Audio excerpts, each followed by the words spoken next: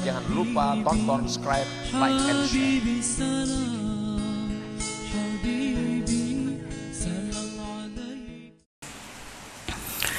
Bismillahirrahmanirrahim.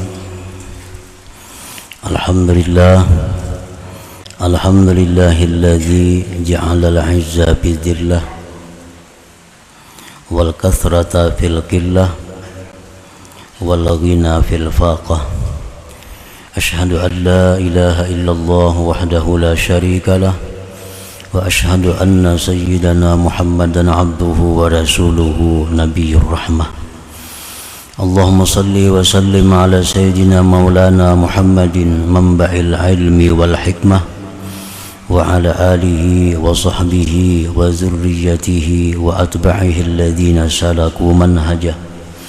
Salatu wa salaman daimaini mutalazimaini ila qiyamis sa'ah, amma ba'du.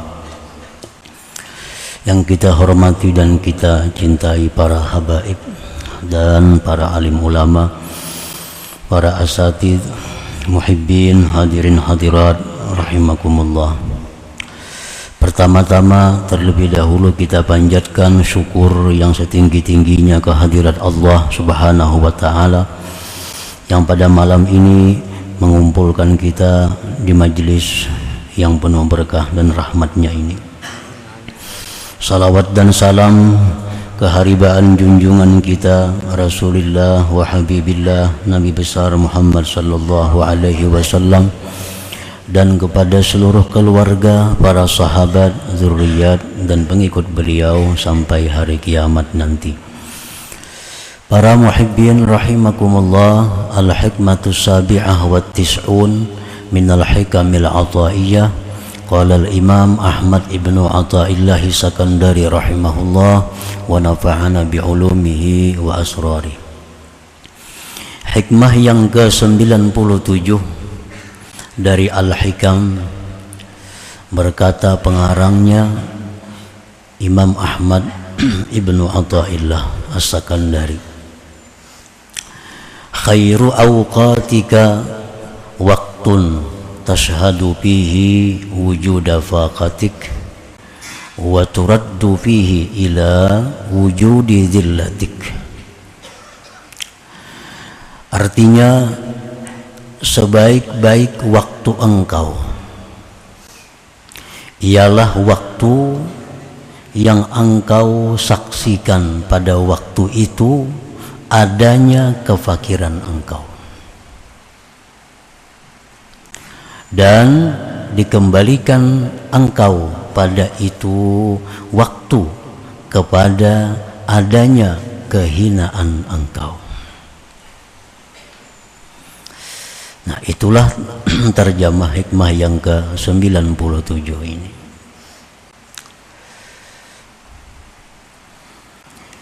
Khairu awqatika wa afdaluhu wa aqrabuhu ila Allah ta'ala waqtun tashhadu fihi faqraka ila Allah ta'ala wa ginahu anka wa waqtun turaddu ila aslik bi an iftaqarta aw maridta aw uhinta fatashhadu fihi dillatak wa izzallahi ta'ala. Sebaik-baik waktu engkau, seabdal-abdal waktu engkau, sepaling dekat waktu engkau itu kepada Allah, waktu di mana engkau bisa menyaksikan kefakiran diri engkau itu kepada Allah dan terkayanya Allah daripada engkau. Itu waktu yang paling mulia. Nah, waktu yang paling afdal, waktu yang paling baik yang ada pada kita. Jadi bukan pada waktu sembahyang, waktu yang paling baik itu bukan waktu kita membaca Quran, bukan waktu kita membaca salawat, bukan waktu kita menuntut ilmu, tetapi waktu yang paling baik bagi kita itu adalah waktu di mana kita melihat diri kita ini berhajat kepada Allah, Waktu di mana kita melihat, menyaksikan, merasakan bahwa kita ini perlu berhajat kepada Allah dan Allah itu kada perlu kepada kita. Nah, itu waktu yang paling baik bagi seseorang. Nah, para muhibbin rahimakumullah, dan waktu di mana engkau dikembalikan kepada asal engkau,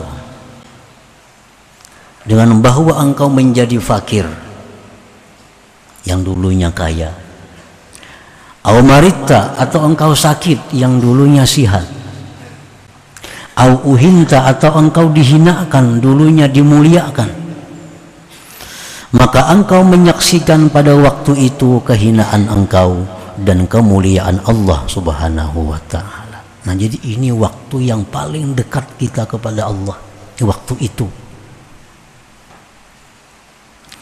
Para muhibbin rahimakumullah. Jadi di sini ada dua. Ada orang yang dengan senang hati, tanpa disuruh, tanpa dipaksa, tetapi dia merasa bahwa dirinya itu adalah hina. Tanpa dipaksa, tanpa disuruh, dia merasa dirinya itu sangat berhajat kepada Allah. Walaupun orangnya kaya, kada jadi soal. Orangnya sihat, kada jadi soal. Orangnya dimuliakan orang, kada jadi soal. Walaupun dia punya harta, walaupun dia dimuliakan orang, walaupun dia sihat, tetapi hatinya tuh merasa bahwa dia itu sangat perlu kepada Allah Subhanahu wa ta'ala, bahwa dirinya ini sangat hina sebenarnya. Nah, ini orang yang dengan sukarela mendapatkan waktu yang mulia tadi. Ada orang yang dipaksa untuk mendapatkan waktu mulia ini. Nah, orang ini kaya. Nah, waktu dia kaya, dia kadang merasakan dirinya itu berhajat. Allah sayang dengan hambanya ini. Allah paksa, lalu dia difakirkan oleh Allah. Dengan difakirkan itu, lalu dia sadar bahwa dia hina, bahwa dia fakir kepada Allah. Nah, ini orang terpaksa. Waktu dia sihat, dia lupa kepada Allah. Waktu dia sihat, dia merasa kada perlu pertolongan Allah. Allah sayang dengan hamba ini, disakitkan oleh Allah. Begitu dia sakit, sadar, oh ternyata aku perlu perlindungan Allah, ternyata aku perlu anugerah Allah. Ada orang yang begitu dia dimuliakan, dihormati, dia lupa kepada Allah. Dia lupa kepada asal jati dirinya sebenarnya adalah yang hina. Nah, Allah sayang kepada dia, Allah hinakan orang ini, maka dia jadi terhina di tengah-tengah manusia. Lalu dia sadar, oh ternyata aku sangat hina, ternyata aku ini sangat butuh kepada Allah. Nah, ini orang yang secara terpaksa untuk kembali kepada asalnya. Nah, para muhibbin rahimakumullah. Jadi Allah Subhanahu wa ta'ala ada dua jenis mempunyai kekasihnya. Ada kekasih Allah yang dengan senang hatinya, dengan rela hatinya mengakui kefakirannya kepada Allah. Ada hamba Allah yang dengan sukarela dia mengakui kehinaan jati dirinya.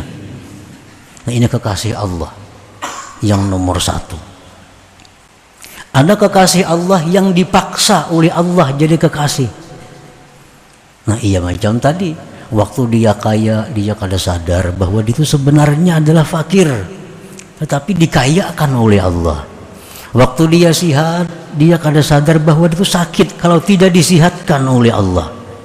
Waktu dia mulia, dia kada sadar sebenarnya dia hina kalau tidak dimuliakan Allah. Nah, ini orang dipaksa oleh Allah untuk jadi kekasih Allah. Nah, para muhibbin rahimakumullah, tinggal kita yang memilih hendak jadi terpaksakah atau jadi yang sukarela kah? Kalau kita hendak jadi sukarela, jadi kekasih Allah, nah sebelum Allah mengembalikan kita kepada asal kita, kita sadar. Nah, kita sadar. Jangan sampai ditarik Tuhan harta hanya sadar, jangan sampai. Jangan sampai ditarik Tuhan kesehatan hanya sadar, jangan. Jangan sampai ditarik Tuhan kemuliaan hanya sadar, jangan. Tapi di waktu kita kaya, di waktu sihat, di waktu mulia, kita sadar jati diri kita adalah sebenarnya hina, sebenarnya adalah perlu kepada Allah Subhanahu wa ta'ala. Nah, para muhibbin rahimakumullah, jadi itulah waktu yang paling dekat diri kita kepada Allah pada waktu itu. Waktu kita ini merasakan jati diri kita sebenarnya adalah kita ini orang yang lemah, orang yang hina, orang yang miskin, orang yang sakit. Nah, di waktu kita menyaksikan diri kita demikian, maka itulah kita mendapat pahala yang sangat besar dari Allah Subhanahu wa ta'ala, dan merupakan jalan yang paling cepat untuk menuju kepada keridhaan Allah Subhanahu wa ta'ala. Nah, jadi ini termasuk dalam bagian tafakkur. Tafakkur. Ada hadis yang mengatakan bahwa tafakkur lebih afdal dari ibadah setahun. Tafakkur lebih afdal dari ibadah 70 tahun. Nah, tafakkur, merenungi bahwa diriku ini sebenarnya adalah hina, andai kata Allah kada memuliakan. Diriku ini sebagainya sakit, andai kata Allah tidak memberi kesehatan. Diriku ini sebenarnya adalah hina jikalau Allah tidak memuliakan. Nah, tafakkur seperti itu paling berharga, paling dekat kita kepada Allah Subhanahu wa ta'ala. Nah, para muhibbin rahimakumullah, jadi waktu yang paling abdal itu bukan waktu sembahyang, bukan waktu sujud, bukan waktu salawat, kada. Ternyata waktu yang paling abdal waktu kita menyadari yang demikian itu. Wa innama yakunu dzalik khaira waqtik wa afdalahu wa aqrabahu ila Allah li'annaka fi dzalikal waqti tasta'iddu likabuli nafahati rahmatillah wa madadihi wa hidayatihi wa taufiqihi wa aunihi. Kenapa? Sebabnya waktu yang demikian tadi merupakan waktu yang paling baik. Kenapa? Sebabnya waktu yang demikian tadi waktu yang paling afdal. Kenapa waktu yang demikian tadi waktu yang paling mendekatkan kita kepada Allah? Kenapa sebabnya? Nah, karena engkau pada itu waktu, karena engkau pada itu waktu, engkau siap, engkau mungkin, engkau ada harapan untuk menerima rahmat Allah, pertolongan Allah, hidayah taufik Allah Subhanahu wa ta'ala. Nah, itu sebabnya pada waktu kita merasakan bahwa diri kita ini hina, pada waktu kita merasakan bahwa diri kita ini miskin, nah di saat itu kita sebenarnya telah menerima rahmat Allah yang besar. Pada saat itu kita menerima pertolongan Allah yang sangat besar. Pada saat itu yang tidak didapatkan dalam waktu yang lain-lain. Nah, itu sebabnya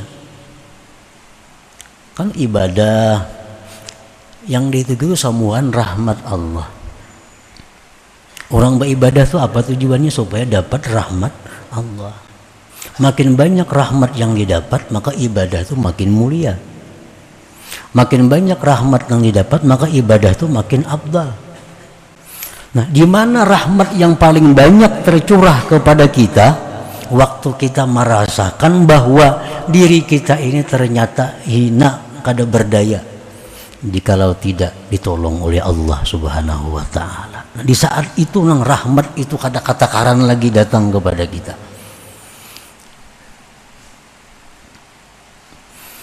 Qala Allah Ta'ala, firman Allah Ta'ala, innamas sadaqat lil fuqara. Nah, orang sufi menafsirkan ini firman Allah, hanya saja sedekah itu untuk orang fakir.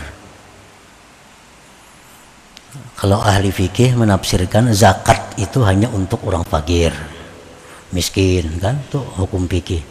Tapi kalau orang sufi menafsirkan bahwa sedekah itu hanya untuk fukara. Artinya apa? Bahwa pertolongan Allah, rahmat Allah itu diberikan Allah kepada orang-orang yang merasakan dirinya perlu kepada Allah.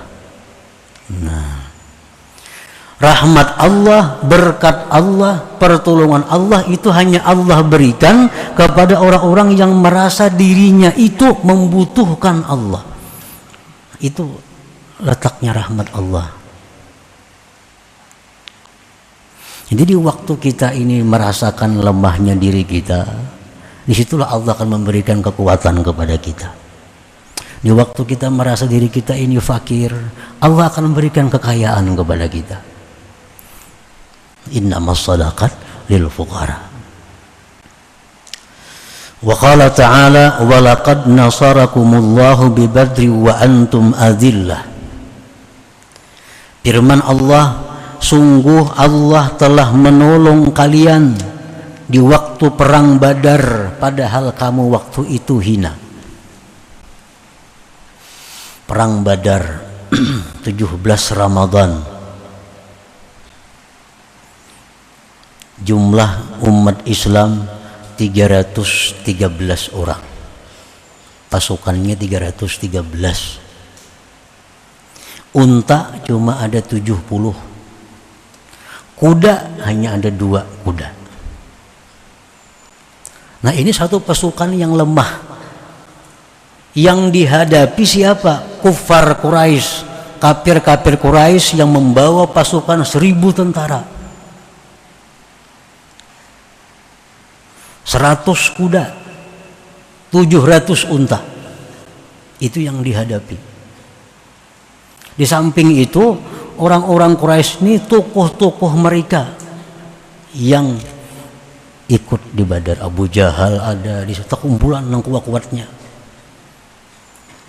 Tetapi Allah memberikan pertolongan kepada kaum muslimin di perang Badar itu. Kenapa sebabnya Allah beri pertolongan? Karena 313 ini begitu melihat musuh kuat, mereka merasa hina. Mereka merasa hina.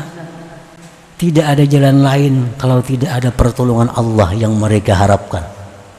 Nah, di saat mereka 313 ini merasa dirinya hina, merasa dirinya ini lemah, disitulah Allah menurunkan pertolongan kepada pasukan Badar ini. Akhirnya apa? 1000 orang kafir kucang kacir bukahan. Yang kada sedikit yang mati tokoh-tokoh Quraisy pada waktu perang Badar. Abu Lahab, Abu Jahal di antaranya. Abu Jahal di antaranya. Nah, ini contoh bahwa Allah memberikan pertolongan di saat kita merasa diri kita hina. Allah memberikan kita pertolongan saat merasa diri kita ini lemah, kada berdaya, kalau tidak ada pertolongan Allah Subhanahu wa ta'ala. Firman Allah Subhanahu wa ta'ala, subhanalladzi asra bi'abdihi laila.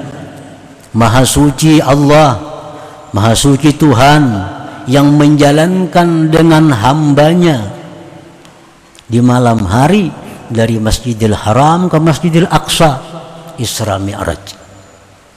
Nah, di sini Allah adalah menyebut hamba. Hamba itu berarti kedudukan aslinya seorang manusia. Kan hamba itu artinya hina. Ngaran hamba itu hina, lemah, kada punya apa-apa itu hamba. Hamba ini kalau becari seharian duitnya setor lawan tuannya, kada punya apa-apa. Nah, jadi Allah mengisrakan Nabi kita itu sebagai hambanya, bukan sebagai kekasihnya, bukan sebagai rasulnya, bukan sebagai manusia pilihannya, bukan sebagai manusia yang paling mulia, bukan sebagai manusia paling sempurna, kada. Tapi Allah memberikan Isra Mi'raj kepada Rasulullah sebagai hamba itu. Nah, jadi waktu Rasulullah dalam keadaan duka cita yang luar biasa, di saat itulah Allah memberikan Isra Mi'raj. Karena sebelumnya ada kisah pertama paman beliau Abu Talib wafat. Maka Abu Talib ini pendukung utama Rasulullah. Siapapun kada wani mengganggu Rasulullah semasa Abu Talib hidup. Abu Talib wafat, Rasulullah sedih. 3 hari atau seminggu Siti Khadijah wafat, yang 24 tahun bersama beliau mengorbankan segala hartanya untuk perjuangan Nabi, wafat. Sedih lagi Rasulullah, sedih lagi Rasulullah. Berangkat ke Hunain, ke Taif, berangkat ke Taif mencari pertolongan, ternyata dilempar dengan batu. Pulang ke Mekah, sedih lagi Rasulullah. Nah, beruntun kesedihan Rasulullah itu, pecah hati beliau. Di saat itulah Allah berikan Isra Mi'raj, satu mukjizat agung yang pernah ada pada beliau. Nah, jadi di saat kita susah, di saat kita sedih, disitulah sebenarnya peluang rahmat yang diberikan Allah kepada kita. Nah, para muhibbin rahimakumullah, dalam sebuah hadis kudusi disebutkan, ujar Tuhan, kalau ikam mencari aku, carilah aku pada orang-orang yang pecah hatinya. Nah, kalau kita hendak mencari Allah Ta'ala, cari orang-orang yang pecah hatinya, yang sedih hatinya. Orang kesedihan, di situ ada Allah Ta'ala. Nah, kayak itu kasarnya. Kita disuruh menghilangi orang garing. Secara syariat menghibur orang garing, kita menghilangi itu kan. Nah, menghilangi orang garing itu bagus. Secara syariat menggembirakan si sakit. Tetapi pada hakikatnya kita menghilangi orang garing itu adalah mendulang rahmat Allah. Karena orang garing itu umumnya hatinya sakit. Waktu itulah Allah memberikan pertolongan kepada orang garing dan kita berhilang dapat rahmatnya itu. Orang garing adalah yang suka hatinya. Sakitnya sini, sakitnya sini, sakitnya sini, menangisnya. Nah, kita hilangi. Nah, di saat inya sakit, di saat inya susah, disitulah rahmat Allah datang kepadanya. Kita menghilangi, kita dapat rahmat Allah. Nah, di situ kita disuruh menghilangi para aulia, disuruh ziarah kepada orang saleh. Karena para aulia, para orang saleh itu 24 jam hati mereka kada pernah merasa kaya daripada Allah.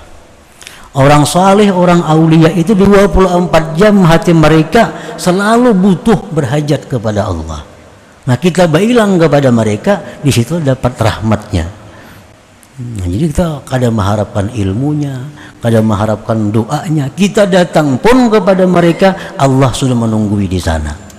Karena hati aulia itu hati yang selalu pecah, hati yang selalu butuh berhajat kepada Allah Subhanahu wa Ta'ala. Para muhibbin rahimakumullah.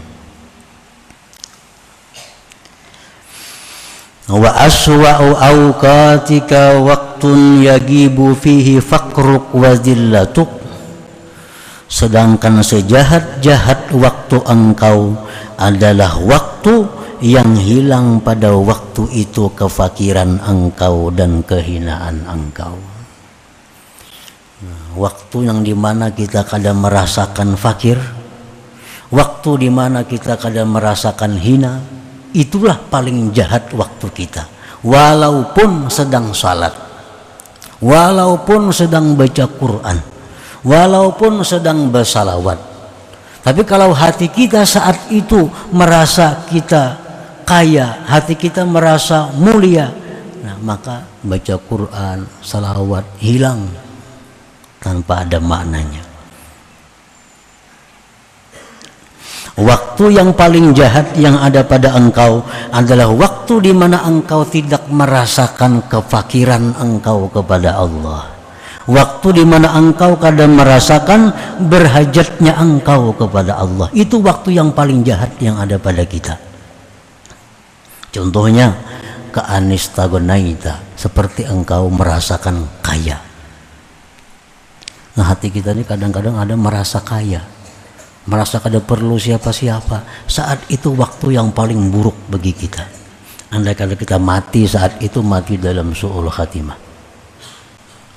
Waktu di mana wastakbarta, engkau merasa besar diri engkau. Wastaksarta, engkau merasa banyak. Wasta'zazta, engkau merasa mulia. Nah, itu waktu yang paling buruk yang ada pada diri kita, waktu yang paling jahat. Kenapa waktu itu dikatakan waktu yang paling jahat? Li'annaka hina idin ba'idun 'anillahi ta'ala, ba'idun an rahmatihi wa 'aunihi wa hidayatihi wa taufiqih. Karena engkau pada waktu engkau merasa mulia, pada waktu engkau merasa besar, pada waktu engkau merasa terhormat, pada waktu itu engkau jauh dari Allah, jauh dari rahmat Allah, jauh dari hidayah, taufik dan pertolongan Allah saat itu. Qala Allah Ta'ala, firman Allah Ta'ala, sa'asrifu an ayati alladzina yatakabbaruna fil ardi bighairil haqq. Ujar Tuhan, selagi aku palingkan dari ayat-ayatku orang-orang yang merasa dirinya besar di muka bumi ini dengan tidak benar. Nah, jadi di waktu kita merasa bahwa diri kita ini besar, kita dipalingkan Allah dari ayat-ayatnya, sehingga kita kadang melihat. Kalau kita tuh baca ramin, di balik ceraminnya kelihatan lagi, kada kelihatan lagi. Nah, begitulah orang-orang yang merasa dirinya besar itu ditutup Allah, ayat-ayat Allah. Kada bisa mengiktibar tentang kejadian-kejadian alam. Kada bisa merasakan khusyuk dalam sembahyangnya. Kenapa? Karena dipaling Allah ayat-ayatnya daripadanya. Nah, di waktu kita merasa besar, merasa mulia, merasa kaya, merasa hebat, merasa pintar, merasa bujur, tertutup rahmat Allah kepada kita.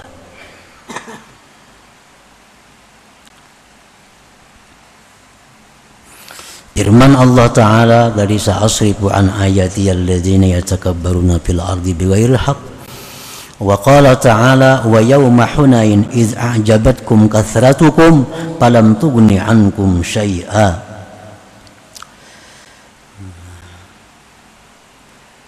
Ingat, ujar Tuhan, pada waktu hari Hunain, peperangan Hunain, ketika menakjubkan akan kalian banyaknya pasukan, ternyata tidak berarti apa-apa.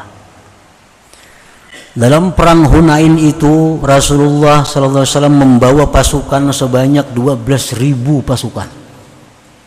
12.000 waktu menghadapi tentara Hunain. Sehingga ada sahabat yang berkata, lan nughlabal yaum, kita tidak akan bisa dikalahkan pada hari ini. Nah, ini sudah merasa kuat, merasa banyak pasukannya. Begitu datang ke Hunain, yang 12.000 ini tidak berdaya, lari kucang kacir. Nah, Allah mengingatkan, wa yauma Hunain, ingat ya Tuhan hari Hunain, iz a'jabatkum kasratukum, ketika menakjubkan akan kalian oleh banyaknya pasukan kalian, falam tughni ankum syai'a, tidak berarti, tidak berdaya. Nah, kenapa? Karena Allah kalau memberi pertolongan, walaupun banyak, kalau kata ditolong Allah, walaupun besi dokter pribadi ubat banyak, kalau kata ditolong Allah tetap garing. Dokter pribadi 3 besi, spesialis dalam ada, jantung ada, itu ada, tetap orang diranjang nak ada singgarakan, Allah akan menolong. Nah, jadi di waktu kita merasa besar, waktu kita merasa hebat, waktu kita merasa kaya, rahmat ditutup oleh Allah kepada orang itu. Namun kita kawani bakawan lawan orang yang ditutup rahmatnya oleh Allah Subhanahu wa Ta'ala. Nah, para muhibbin rahimakumullah, jadi itulah intinya ibadah. Ibadah itu intinya. Sembahyang kewajiban bagi setiap kita. Tetapi kalau sembahyang itu kadang menimbulkan, kadang membuahkan perasaan tadi, maka sembahyang itu belum sampai kepada target yang sebenarnya. Mestinya orang tuh kalau sudah sembahyang mesti merasakan bahwa dirinya itu adalah hina, dirinya itu rendah, dirinya itu kada berdaya. Sembahyang tuh lihati gerak-geriknya, nang boleh dibaca ya Tuhan ini, ikam boleh berduduk macam ini, ikam boleh mengangkat tangan kayak ini, ikam boleh sujud nangka ini, ikam boleh baca salawat nang macam ini. Nah, sebenarnya kita sembahyang itu penuh dengan kehinaan, penuh dengan terpasung. Bergarak-garak, kada boleh, batal. Bacaan salah, batal. Nah, jadi sembahyang itu pada intinya adalah simbol dari kehinaan manusia. Nah, cuma kalau sembahyang itu kadang menghasilkan perasaan hina dalam diri kita, sembahyang kita belum maksimal ngarannya. Mestinya kita merasa hina dengan sembahyang itu. Karena orang yang selalu diatur tuh orang hina. Nanti bos lawan tuannya, lawan budaknya. Ikam mulai jam 8 boleh keluar sampai jam 2. Nah, kan diatur tuh. Ikam boleh pakai pakaian ini, lain pada itu kada boleh. Ikam kada boleh ke rumah anu, ikam kada boleh ke itu, ke ini. Nah, dalam sembahyang itu kita diatur demikian. Sebenarnya itu pelajaran bahwa kita ini sangat hina. Kopiah kada boleh tekan kaning mandak. Berarti sujud didiriakan ditajak maka. Tasahud tangan diangkat telunjuk, yang terlalu angkat salah. Nah, diatur sehalus-halusnya. Sebenarnya kita sangat hina dalam sembahyang itu, sangat hina. Nah, jadi kalau kita sembahyang tanpa ada membuahkan kehinaan-kehinaan itu, maka sembahyang kita sebenarnya belum maksimal lagi. Nah, para muhibbin rahimakumullah, itulah sebagian dari syarah penjelasan tentang hikmah yang ke-97 ini. Selanjutnya yang ke-98. Ila hadratin Nabi sallallahu alaihi wasallam al-Fatihah. A'udzubillahi minasyaitonir rajim. Iyyaka na'budu wa iyyaka nasta'in. Shiratal mustaqim. Shiratal ladzina an'amta 'alaihim. Ya Allah biha, ya Allah biha, ya Allah bihusnil khatimah, ya Allah biha, Allah biha, ya Allah bihusnil khatimah, ya Allah, Allah biha, ya Allah bihusnil khatimah. فيا أيها الرجل منه شفاعة صلوا عليه سلموا تسليما اللهم صل وسلم.